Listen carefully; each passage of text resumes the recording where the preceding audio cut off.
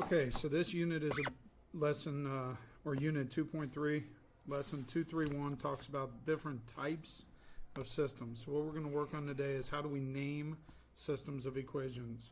First of all, what is a system of equations? A system of equations, by definition, is when you have two or more equations with two or more variables or unknowns. A solution to a linear system is going to be the point of intersection of the lines. Now, this actually sets up three different scenarios that can happen, which creates three different types of systems. The first one is what is called a consistent independent system. These are when two lines intersect at exactly one location, all right, the point XY. The second scenario is consistent dependent system. These are when two lines lie on top of one another, all right, and we'll look at that graphically in just a minute. And then the third scenario is an inconsistent system.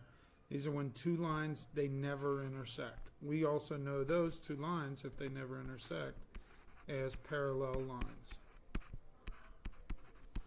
All right? So let's look at the graphs of each one of these now. Okay?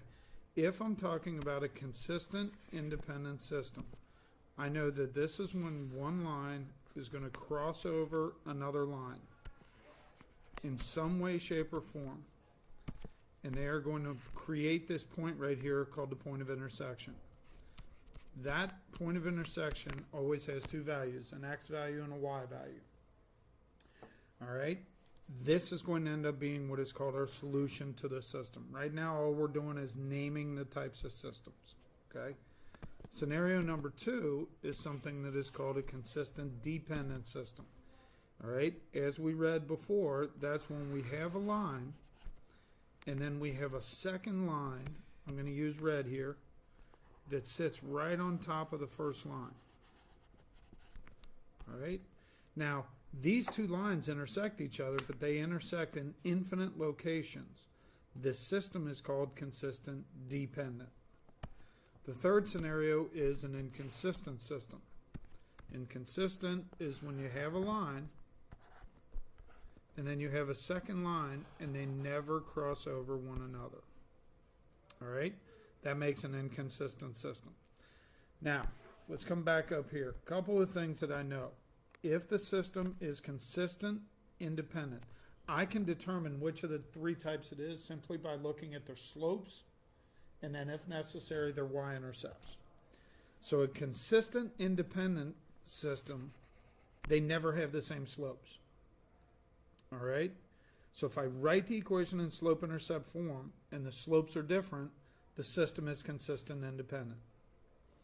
Consistent dependent always has the same slopes and they always have the same y-intercept. So if the slopes are the same, I know it's consistent dependent or possibly inconsistent. All right? But then I look at their y-intercepts. If the y-intercepts are the same, it's consistent dependent. If the y-intercepts are different, then it's inconsistent. So for our three problems here, what we need to do is decide, is it consistent independent, consistent dependent, or inconsistent? To figure this out, we want to write the equations in slope-intercept form. So I take the first equation, 2x minus y equals negative 1. Subtract the 2x, I get negative 1y equals negative 2x minus 1. Divide by negative 1, I get y is equal to 2x plus 1. All right?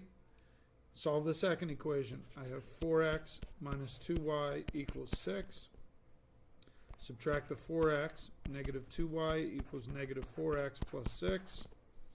Divide by negative 2, y is equal to 2x minus 3. Now that I have both of them in slope-intercept form, I want to examine their parts. First thing that I look at is, what are their slopes? Both of these lines have slopes that are the same. So right now I'm thinking it's either consistent dependent or inconsistent. I look at their y-intercepts.